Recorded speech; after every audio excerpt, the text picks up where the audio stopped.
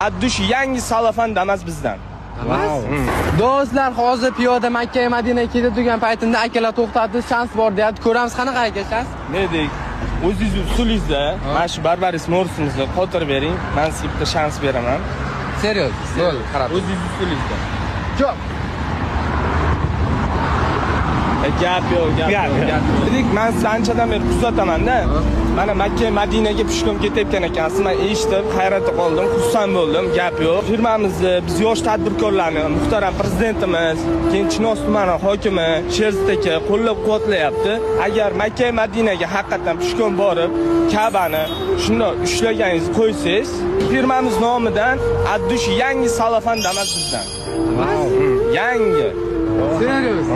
Yangi salafan damas. Shuni borib ushlasam Ka'bani damas. Video qo'yib bo'ldi. Samarqandga yetganingizda bitta video qo'yasiz. Mana shu mahsulotni sizga beradi. Samarqanddasiz, uch damas tayyor bo'lib turgan bo'ladi. Makka va Madinadan kelishingiz. Men boshqacha ketaman. Mana shu taassurotlarni gapirib bera olmayman o'zimni obunachilarimga. Qo'llab turinglar, do'stlar, hammasi yaxshi bo'ladi. Makka va Madinaga borib, shunday Ka'bani ushlasam bitta damas bor ekan. Gap yo'q ekan, lekin uncha odamni qo'ldan kelmaydi lekin. Biz aytamiz. Realniy, axir butun xalq ko'ryapti. Realniy.